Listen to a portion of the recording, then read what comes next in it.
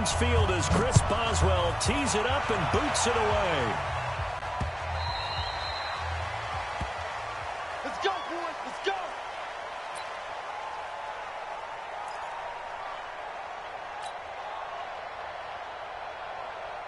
Let's go. Right there in the middle. 55. Watch the run. A first carry for Leonard Fournette. A gain of 11 to kick off the drive, and it's a quick first down.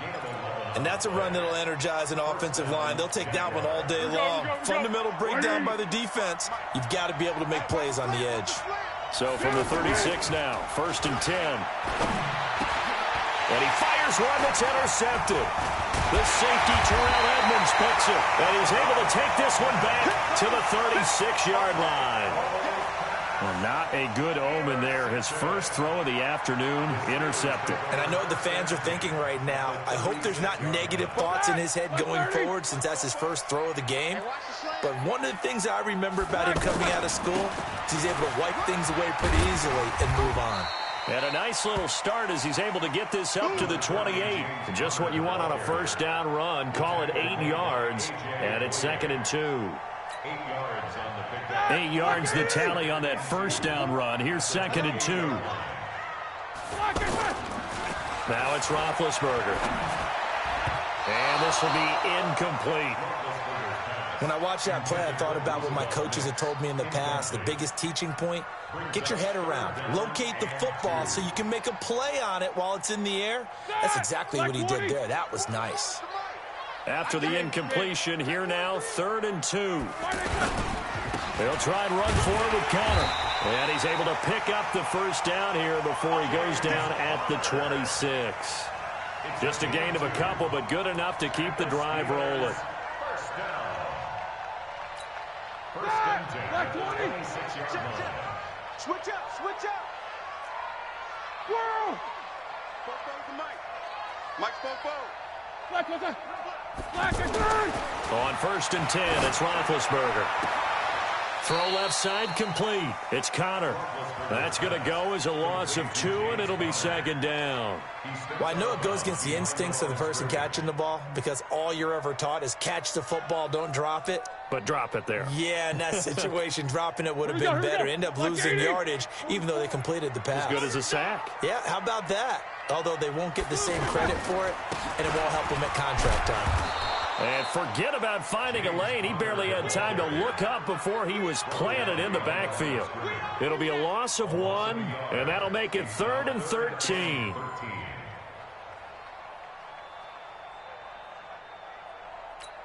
Set! 180. 44 to Mike. Watch the screen. 47. From the shotgun, it's Roethlisberger.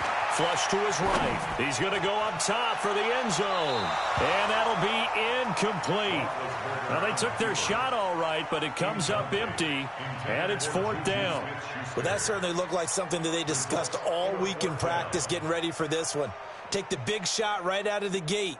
At worst, you'll open up the defense a little bit, loosen them up, and have them back on their heels. Looks like the offense is going to take another shot here. They're going on 4th and 13. 47 to Mike, boy, 47. Check, 47. Hey, Haywood. 47. They're going on 4th down. It's Roethlisberger.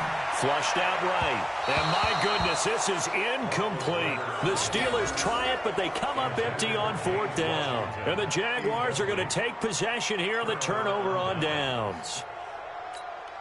And out now comes Jacksonville as they get ready to go. Well, they were intercepted the first time they had the football, but now they get it back, and it's still 0-0. And because of that, you know what the thought process is? Interception. What interception? It didn't really happen because they gave up no points.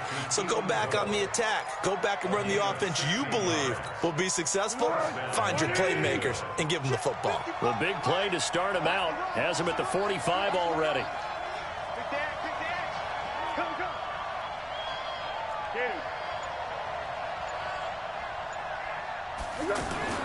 Here's Foles. That one complete to D.D. Westbrook. And he'll go down, but not before getting this inside the 30. A good pick up there, 26 yards. Not only have they completed a couple on this drive, but they peeled off some pretty good chunks of yardage, too. Absolutely great start. 2 nice plays in the pass game. Now can they continue to feed off that? Fournette, a first down carry. Stopped at the 24-yard line after a gain of 5. I call that play a success. A nice inside run sets up a very manageable second down. A very solid gain on that play.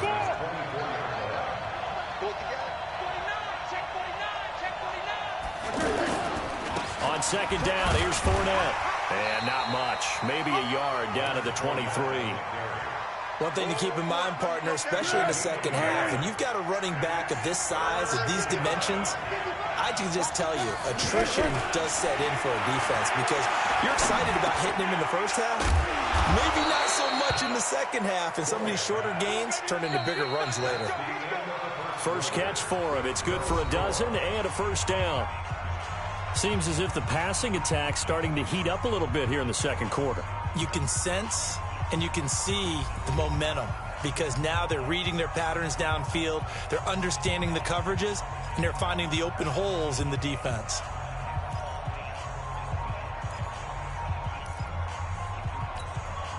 Foles now, after the pick on the last drive, 3 for 3 to start this drive. It's 1st and 10. Now Leonard Fournette, and they go the wrong way on this one. Losing yardage back at the 12. It's a loss of a yard there, and it's second down. Bear in mind, that wasn't a big lineman back there for the tackle for loss. That was a cornerback. So are you saying the myth has been shattered? That all of them are not just cover corners? Some of them actually will stick their nose in and tackle when necessary? That's what we just saw, isn't it? 11 yards there, first down. I think a lot of people ask the same question all the time. Why do we see so many slants in the red zone?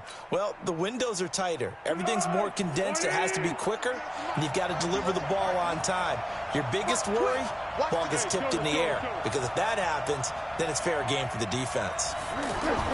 Foles.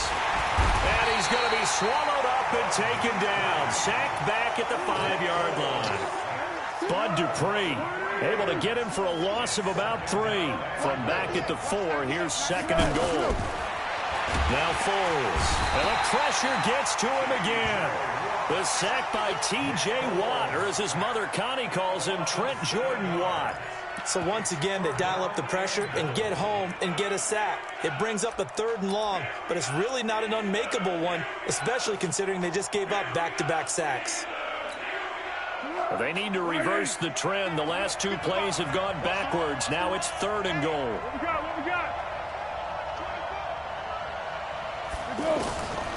Back to throw here. Eluding the pressure right. Oh, the pressure too great, and he goes down once more. T.J. Watt able to get in there for his 2nd sack of the afternoon. 3rd and goal, they decided to throw for it, but how about the play defensively? Couldn't find anyone open, left him nowhere to go with the football, had to absorb the sack. So the field goal there caps what winds up to be an 11-play drive. Well, partner, that's a lot of offense to run there to only get 3 points. So I just wonder, are they going to recycle those plays because they were successful in getting 3? Or do you go to another section of the playbook trying to find ones that get you into the end zone and get you 6?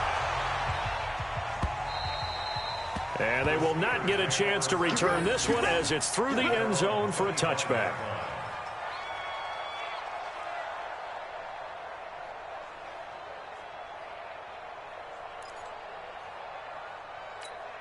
Pittsburgh's offense now heading back out onto the field. And on the last drive, they were in field goal range. They just opted not to kick it, didn't get it. How does that change the mentality this go around? I don't think it changes much for the head coach because this is what he preaches all the time. Attack at all times in any spot on the field. And he likes touchdowns, not field goals. Now, your field goal kicker, you've got to make sure you nurse him through and say, okay, don't worry about it. When we need you, you've got to be ready to go. And the team, of course, loves to see points on the board. So let's see if it changes a little bit if they're in the same spot again. Yeah, we'll see what the decision is here if they get to that spot. And not much to speak of. Call it a 1-yard gain up to the 26. Brings up 3rd down and 9. Second quarter, 2 minutes remain. 3-0 our score. Let's get off the field, D. Let's get off the field, D.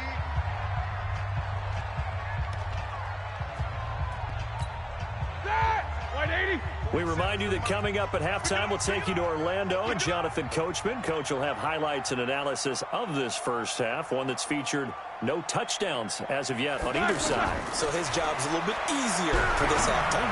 Need to give the coach some highlights here. Yes, we do. To the right side, incomplete to Washington. Just a 5-yard pickup, and it leads to 4th down. Brandon, perfect defense in this situation would have meant that there was an incompletion. They would have picked it off. Okay, so they gave up the completion. But I really enjoyed watching how the defense stayed in sync, stayed in great communication. And as he dragged across each zone, you see him pointing, communicating. There he is, and they passed him off to each defender. Ended up making a nice play, even though it was complete.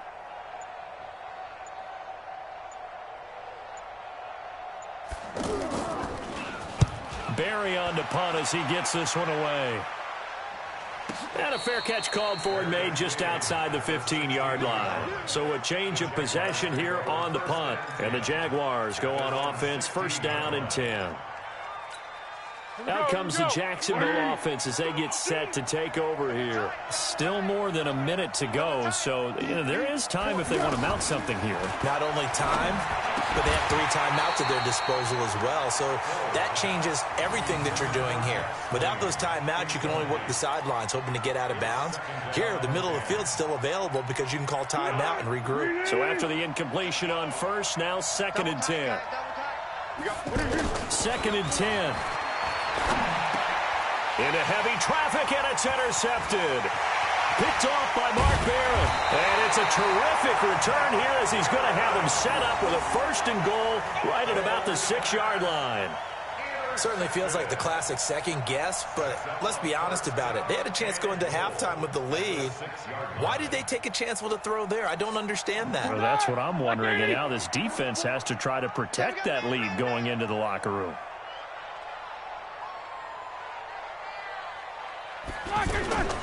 They'll run here with Connor, and he's going to take it in for a Steeler touchdown. A 6-yard touchdown run, and the Steelers have taken the lead. And while that touchdown does not give them an insurmountable lead, it's still a lead, and that always feels good to a team. They'd love to take that into the lockers, but a little time left on that clock, so some work to do. I like that. I like how you're guarding against a letdown there. Marty looking forward. Coaching them up from right up here in the booth. Boswell now to kick it away after the touchdown. This is taken at the 3.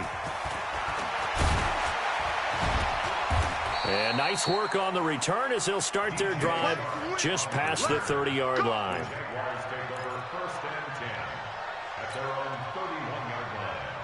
And out now comes Jacksonville as they get ready to go. Inside of a minute left in the half, does the fact that you're down on the scoreboard influence what you do or, I guess, don't do on this final drive? It certainly does, but what influences me even more is who I've got running my football team out on the field and the weapons around him. Can he make a play? Can he get into someone that we're going to trust to take care of the ball? If that's the case, I might push it a little bit here and try and get something before the half runs out. Now on 1st down, he'll drop to throw it. Lee's got it over the middle. And he's corralled, but not before getting it inside the 35. The passing game in rhythm right now for Pittsburgh. There's another 1st down. Back-to-back good plays have them on the move on 1st down.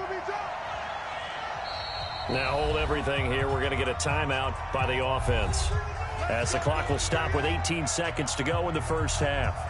This offense finding its legs now. Here's another 1st and 10. He'll look to throw. There goes a deep ball, end zone. And that will be incomplete with a clock down now to 13 seconds. D.D. Westbrook, his intended receiver, but it'll be 2nd down.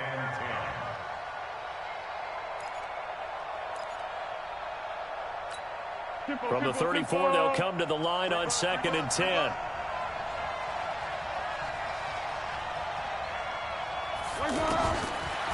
They'll set up a throw.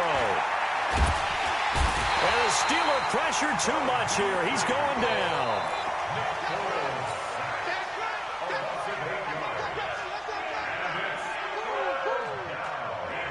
This is Josh Lambo. He hit from 57 a year ago. So 2 quarters down, 2 remain. Charles and I return after the break. And we welcome you back live now inside the booth alongside Charles Davis. I'm Brandon Gaudin, set and ready to rock for the third quarter. So time for the second half as the Steelers have the lead, and they will also be receiving the football here to start the third quarter. This will be taken in at the 1. And he'll get it up to about the 26-yard line just across the 25.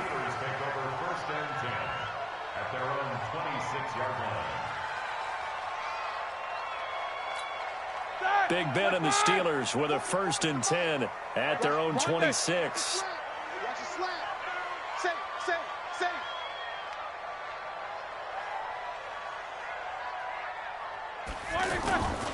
Third quarter starts with a run from Connor. And down he goes, but he takes it up to the 40. First play of the drive going for 14 and a 1st down. Sometimes it's hard to believe, but there are times this game is about patience, isn't it? Has had the game he expected, but that run there, that may get him going. I was just going to say, maybe that gives him a little juice, because you're right, he struggled, especially in that first half. Yeah, and I know the great ones always think to themselves, just hang in there. I'm just one big carry away from busting this open. That's a good start for him. There for the tackle, the former Wisconsin Badger, Leon Jacobs. They're trying to show that they can run the ball and protect this lead. Give it to the backs, play a little bit of keep away, don't you think? And that's probably a good philosophy at this point, going to make that defense stand up and stop them. Following the pickup of 4, here's 2nd and 6. Now Roethlisberger to throw.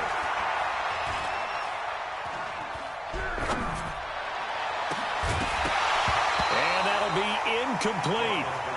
Good protection that time, and they couldn't hook up on the long one. Now it's 3rd down.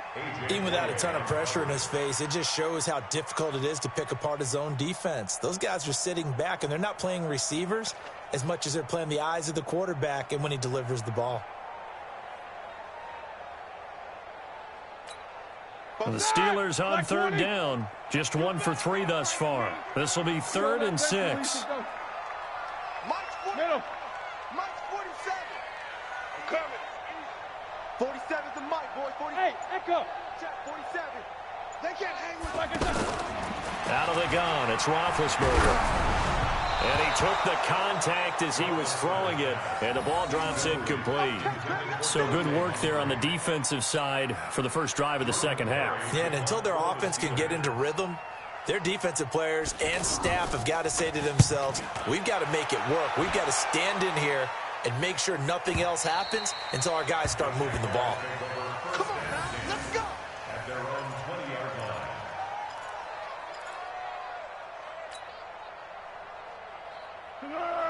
Warning. 55, Mike. Let's make these babies cry all the way back home, yo.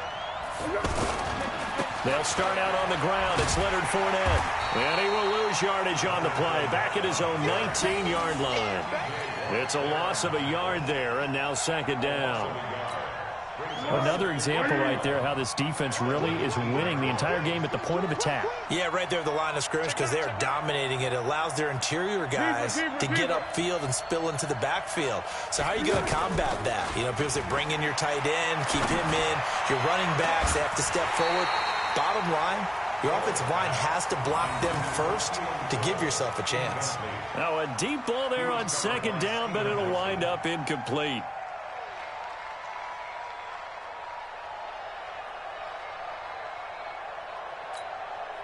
An incomplete pass on that last play, and that means they'll need to come up with something here on 3rd down.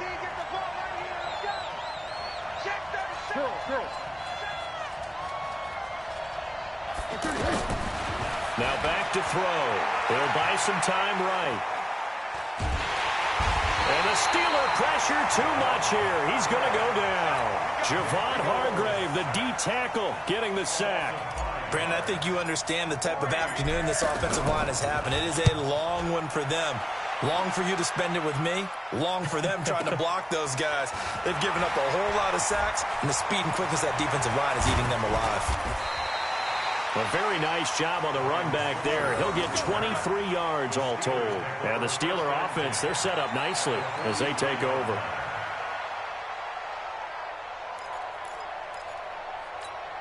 Here we go. Black 20. Oh, yeah. And here we go again. On 1st and 10 is Counter. The tackle will be credited to Jake Ryan. I call that play a success. A nice inside run sets up a very manageable 2nd down, a very solid gain on that play. The run got 4. Now they deal with a 2nd and 6. Come to my work. We want it. Come to my work. To throw here, Roethlisberger. Out to his left. And that is incomplete here. We've seen these defenses make enough opportunistic plays to keep this one low scoring. Flying around, making plays on the ball, and we see yet another errant throw as a result. And the Steelers on 3rd down. They've only converted once in 4 tries. This will be 3rd and 6. Roethlisberger will throw. He's going to let this go for the end zone. And unable to connect. Incomplete. Now, give them credit. They took their shot, but it's going to bring up 4th down. Those passes out that far wide always make you hold your breath a little bit. Felt like it was in the air for a while. What it does is allows a defender to gain some ground, come from a long distance, and have a chance to affect the pass.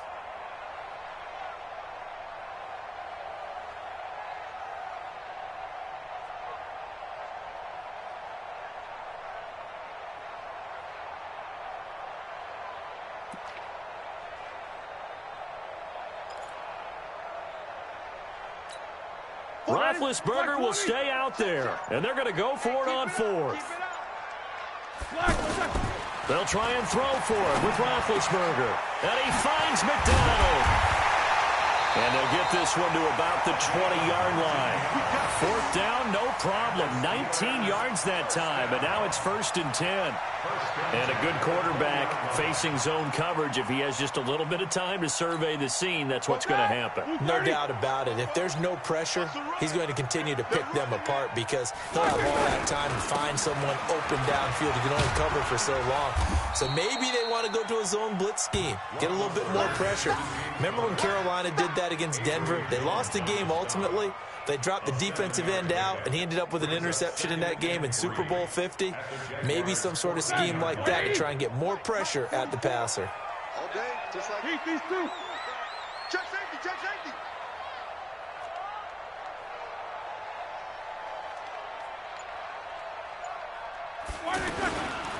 On 2nd down, Connor looking for space. And he'll fight his way down right around the 12. And he got half of what he needed there, 2 yards. And it'll bring up a 3rd and 2 more. 3rd and 2.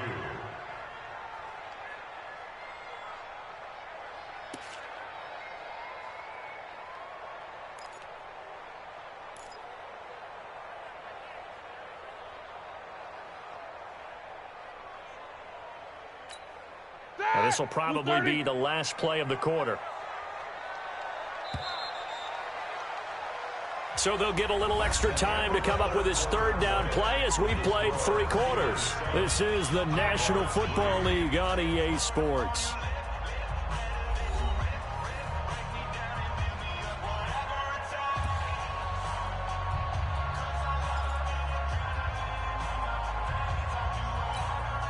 The Steelers on 3rd down. Just 1 for 5 to this point. Here it's 3rd and 2. On 3rd down, it's Connor. And he's in. Touchdown, Steelers. James Conner, his 2nd touchdown of the afternoon. And the Steelers find a way to stretch their lead. And he certainly played a pivotal role with those 2 TDs and why they're up on the scoreboard right now. Well, someone's all about winning, aren't they? Because he's not worried about the number. Sure, it's great to have 2 touchdowns. The bottom line is what he's doing is contributing to their lead. He wants to continue to do so. Boswell now to kick it away after the touchdown. This is taken at his 4. And a good effort on the return there. Gets them across the 30 to the 33-yard line. Take over first and 10 at their own 33-yard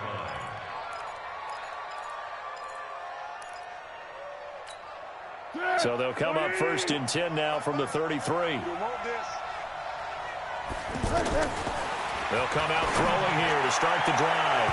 And he knocks the ball away, and it falls incomplete. Trying to get it there to D.D. Westbrook, but it's going to be second down. It's been this way most of the afternoon, hasn't it? This secondary really put this receiving core on lockdown. Listen, they've worked together like a basketball team that's playing excellent defense. Great communication, doesn't matter whether it's man or zone. And especially against deep balls, as we saw there, they're not giving up anything to him. That one covers 24 yards. It's a first down. All right, this is the time of the game where they're down a couple of scores, and they've really got to get some yards in chunks. And they know the defense doesn't want to give those up, but they've got to find a way to take them anyway. Now the question is, can they string a few of those together? And to the 36-yard line, taken down there after getting 8 yards. Nice rhythm throw there on first down. He located his tight end, made it a nice, easy pitch and catch. Hoping he can break a tackle or two. Wasn't able to do that there, but still good yardage. And he'll work it inside the 30 to the 29-yard line. Well, partner, I know this type of running back. I mean, this size, this intensity usually gets better as the game goes on. I just tell you from experience, the first few quarters, oh, you're eager. You come running up there. I'm going to tackle this guy. By the fourth quarter. And now look at this. Big gain, but a fumble. And it's picked up by the Steelers. And a big turnover there as his guys will get the football back. Brandon, I don't want to violate any of our broadcasting rules by declaring a game over before it's over. But that one, that puts them in real jeopardy there. Absolutely. It was a two-possession game. It is a two-possession game at this stage in the fourth. They needed points out of that drive. And obviously now, no chance at all to get those points that they so desperately needed. He's going to have the first down past the 20. And finally taken down to the 25-yard line. That play going for 16 yards to start the drive. First down. Do my eyes deceive me, or is he getting stronger as this game moves along? Burst seems just as good here in the fourth as it was way back in the first, doesn't it? I do believe someone put a lot of time in the offseason and continues to condition during the season in order to continue to carry the ball at this rate. And he'll get this from the 25 to the 30.